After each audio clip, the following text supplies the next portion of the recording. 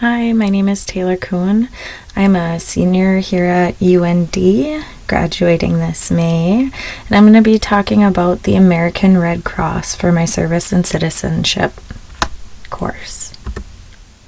So, a few talking points. We're going to first start with the American Red Cross's history, then move on to their mission statement, their importance. We're going to talk a little bit about a success story through the American Red Cross, and you will see that on Molly's story, that slide. We're going to talk a little bit about interdisciplinary teams, ways that we can all help contribute to our communities and to the American Red Cross. And then I do have a personal story that just recently happened, and I'll explain how the American Red Cross actually tied in with me and my place of employment. So here is the part where we cover the history of the American Red Cross. So in 1881, a social reformer and actually a nurse pioneer by the name of Clara Barton founded the American Red Cross. She was inspired by the Red Cross over in Europe. And then in 1914 to 1918, there was substantial growth during World War I. Nurses were actually recruited to support and aid troops and refugees. Of course, I'm skipping over some significant landmarks too. I just wanted to cover some of the ones that stood out to me a little bit more. But the American Red Cross has made improvements pretty much every year as it's grown, or at least every 5 years. In 1939, World War II broke out, of course, and again, the American Red Cross offered aid, and then they sent supplies overseas as well.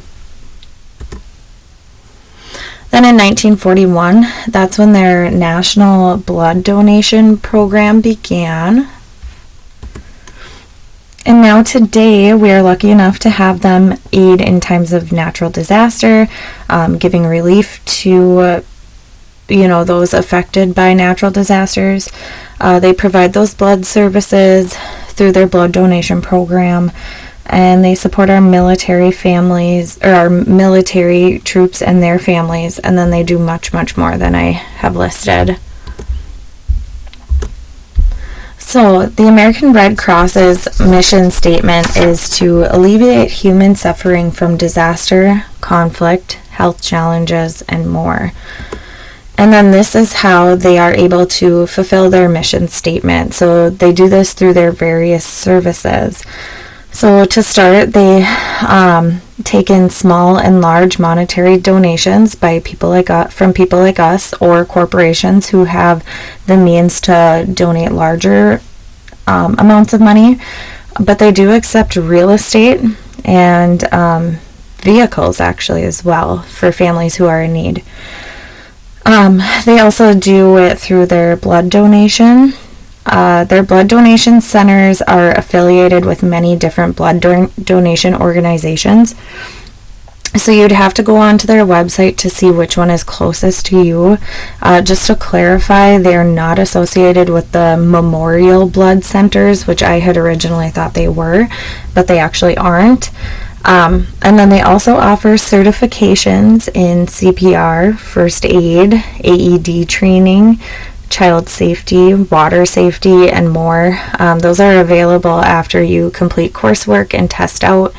And then disaster relief teams, they provide support emotionally and physically, provide shelter options, food, water, and much, much more. And those disasters are like our hurricanes down in Florida, the wildfires that broke out in California, tornadoes that rip through, just numerous things. They come to aid. And it doesn't have to be a major disaster.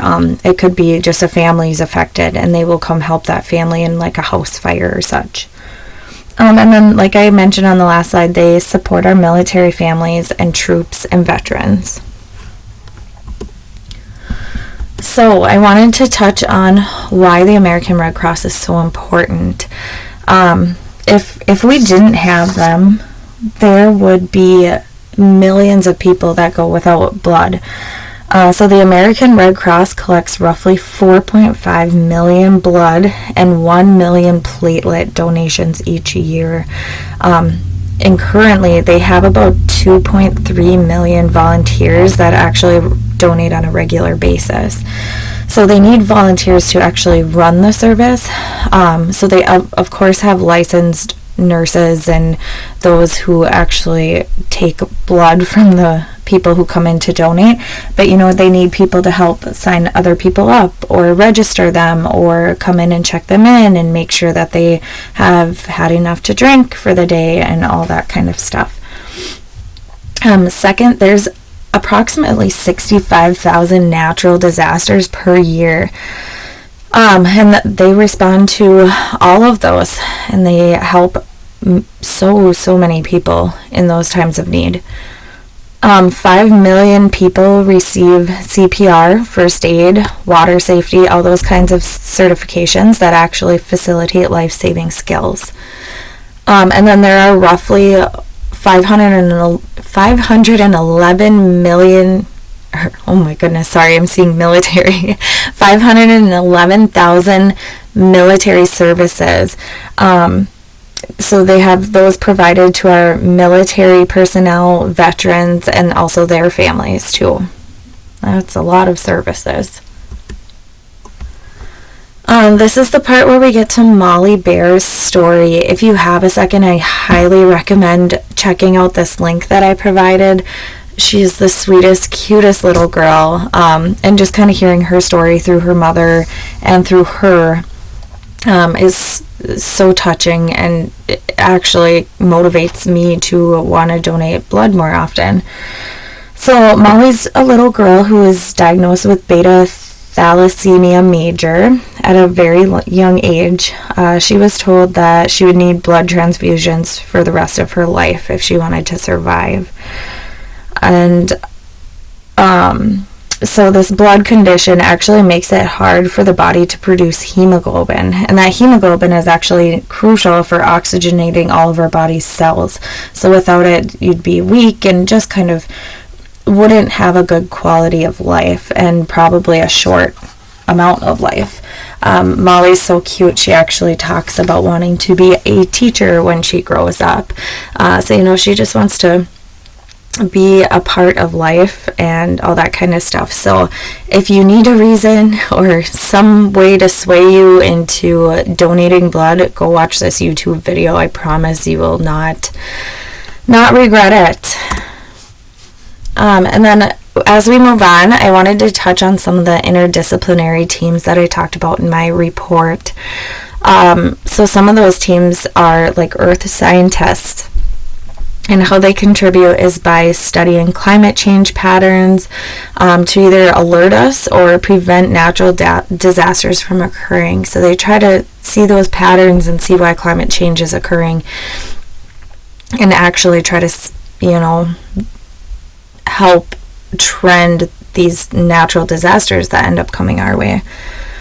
Towns keep us safe by installing sirens and doing those monthly checks that we either love or hate, especially if you work night shift. Me in particular, I hate the tornado drills the first Wednesday of every month if I'm trying to sleep during the middle of the day. They also alert our citizens. They create a good shelter area for those who need additional shelter, and all that kind of stuff for those major storms that sweep through. Public health officials also have a lot to do with helping out the American Red Cross. So they think of ways to prevent and reduce the spread of disease. When natural disasters occur, there's such a high risk for disease to spread. So what they do is try to just diminish that risk and try to keep everyone safe and healthy. Healthcare professionals, they treat those who may come in sick or injured, and the list just goes on and on. There's so many teams that work together to try to keep everybody healthy and safe, especially when things beyond our control happen. So here's a few ways we can help. You can sign up online to volunteer. You just have to go to, or just Google the American Red Cross. Type in your zip code within their website, and then it actually pulls up a lot of information about where you can either donate, how you can help volunteer, all that kind of stuff. You could find locations where you could donate non-perishable food items, or even clothing and blankets and all that kind of stuff. Blood donation, you can always donate blood. Again, like I said, they are not associated with that Memorial Blood Centers. I know I have a couple of those close by, and so I always thought those two were the same, and they're not. So the American Red Cross has their own affiliation. So like I said, just go on the website and click on the blood donation or the donations tab, and then you should be able to search where blood donation centers are closest to you. And then monetary donations. It doesn't have to be a very big amount, or even if you're at the grocery store and it says, do you want to round up to donate to the American Red Cross? I think I've been asked that a couple of times before, but just even donating those 8 cents or 3 cents can really help make a difference, especially if we all start doing it.